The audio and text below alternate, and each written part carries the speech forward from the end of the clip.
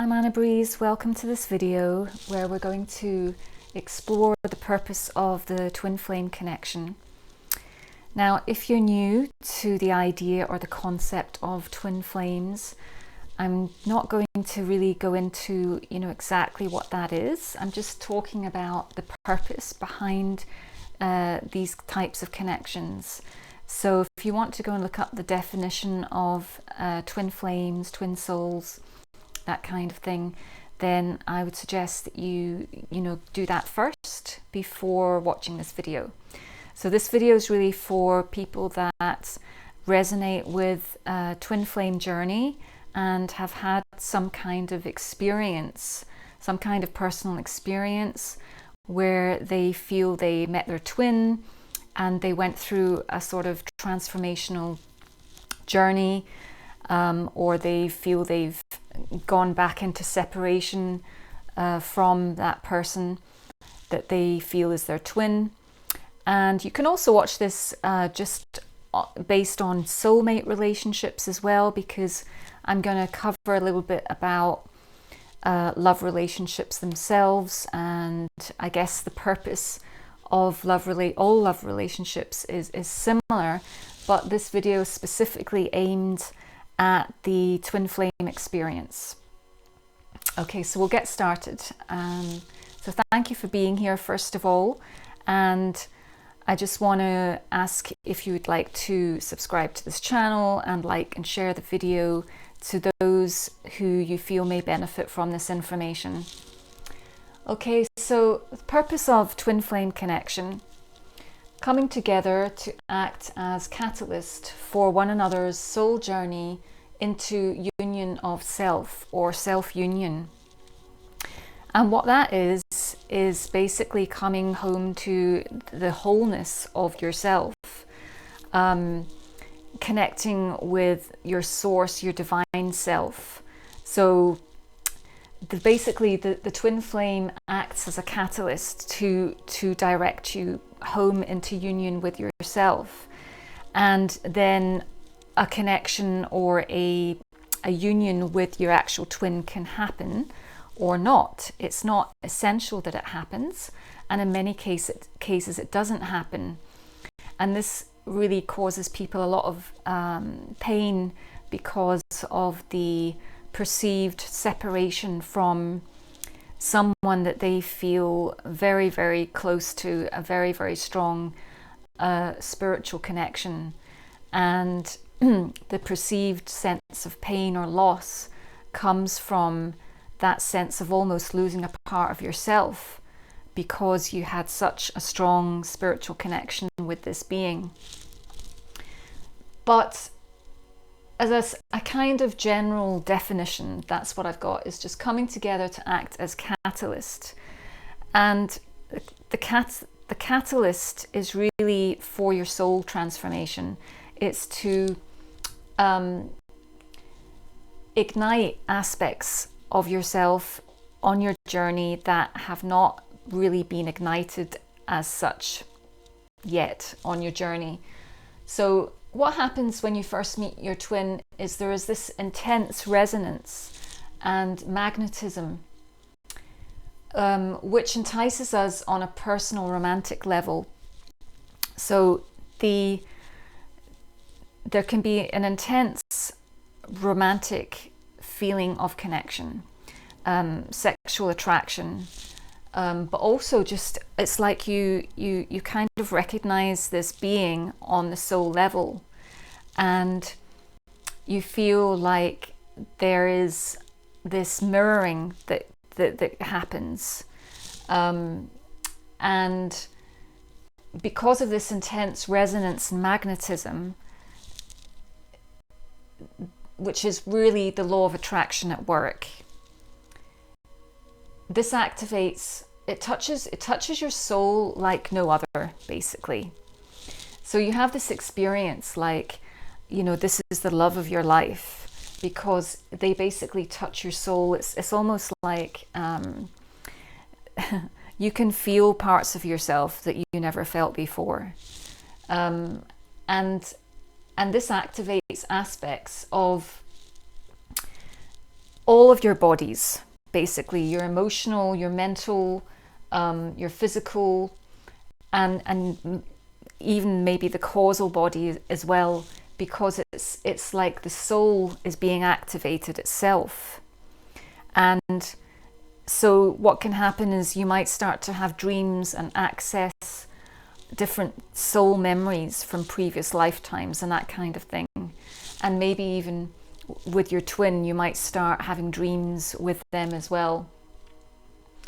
And what it can also activate or ignite is your soul's higher calling, something that you're here to do on this planet that has an impact on humanity and the collective as a whole. So basically that's what it can do, is kind of activate these parts of your soul to recognize and remember parts of, why you're here. Or it's very hard to put this into words. Please bear with me. Another way to say it is it initiates a quantum leap in consciousness. So we're here on this planet to evolve consciously as a soul. That's the soul's journey. And we have lots and lots of experiences along the way that help us to grow and evolve on that level.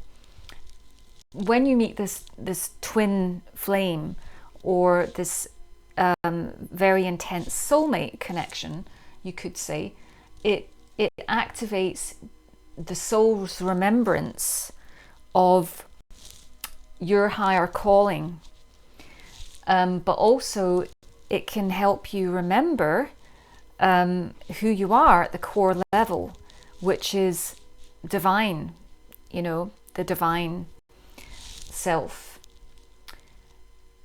And what it can also do is, because of this process of activation in the consciousness, you may start to question the societal programming and beliefs. You may have to look at yourself and look at, why you believe what you believe. You'll go through a process of transformation that is like no other. And this can happen when you're actually in separation from your twin, because this soul that touches you like no other in an intense romantic kind of connection is also extremely triggering. So what can happen is that you're so super sensitive. There's such a super sensitivity that they can just look at you or say one word and it can just completely cause a tower moment within you. It can completely just what's the word? Like, just cause havoc with your present current belief system. So you could be having a discussion, for example, on something, on a specific topic, and you might say your opinion on that specific topic, and your twin will just ask you a question, and that question will just really trigger you because it might question what you've said, and so the ego in us feels threatened by what they've said. But really what's happening is, our current belief systems are just being questioned, and because of the intensity of the connection, this person or divine being that you're very in love with, it's got more potency to it. So the triggering can be a bit more potent and transformative. And what will happen is you'll go away and you'll think about what was said in the conversation, and you'll be shown a higher perspective on it, if that's the purpose of your particular connection. You'll be shown a more transformative way of looking at it, a more expanded way of looking at it, because what you're here to do is karmic disentanglement So you're basically addressing a lot of the programs, the conditioned beliefs that you've been brought up with and they've been brought up with, and that's being disentangled at the quantum level. So it's quite deep stuff, as I'm sure you're like aware of. So this transforms your current reality, because you start asking yourself, or they start asking themselves, why they're doing what they do, why you do what you do. So why are you living the life that you're living? Are you living a life that is limiting in some ways? Is it limiting, your potential? So if you're living a life that's based on the conditioned beliefs or expectations of other people, your parents, your society, the church, that kind of thing, all these things will come up to the surface to be questioned and looked at. And so you might start to change things in your current reality that are not quite aligning with your inner soul's potential and who you're kind of transforming or expanding into as a result of this cataclysmic connection. Okay, so it is an opportunity for soul growth, and what will happen is, through this process, there is an integration at the soul level when you've been through enough transformation. It is ongoing because it is a catalyst, and so it creates like a ripple effect in your whole life. So what happens is you start to look at every single area of your life and see where you're not being true to your soul. So it's really about the transformation and the expansion of the soul, and you'll be looking at what's out of alignment with, your divine being, with your divine self, which is free from all limitations and free from all of society's programs and conditions, and that's what's being challenged here in these types of connections. So that's kind of the purpose. And the universal intelligence, uses that magnetism, that soul resonance. It is the law of attraction at work to harmonize the opposites, to bring the opposites together, the divine feminine and the divine masculine, which is the yin and the yang. So what's being activated is aspects of the divine feminine, the feminine component within yourself, and also the masculine component within yourself. And that's also being activated and harmonized or balanced out. So maybe where you've been too on the passive side in your life, maybe you've been an overgiver, like you've been very nurturing and giving all the time to people that are not really reciprocating or honoring you. And that's because it's an imbalance of the feminine energy. So then through this connection, the activation process will help to bring your masculine energy up to combine with your feminine energy in harmony. And that's what the self-union is about. So it's really about bringing the masculine and the feminine parts of yourself into harmony and wholeness. So that you could say that's kind of the soul's journey, is to find that balance within. And it's got a real foundation, because in the world we do see this at play all the time. These energies, the yin and yang, is at play all the time. It's light and dark. So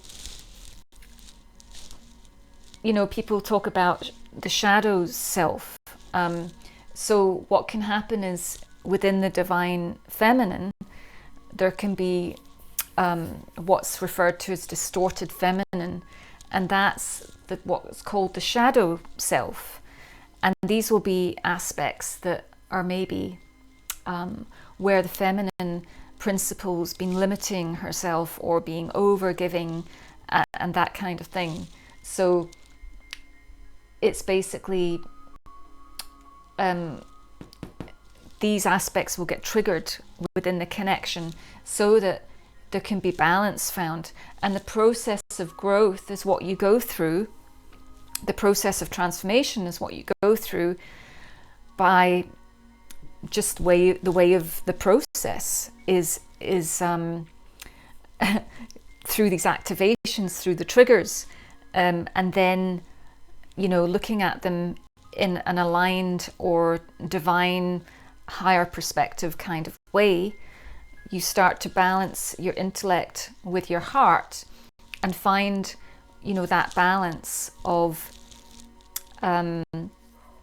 you know, what's really true and aligned. And the same thing happens for the masculine.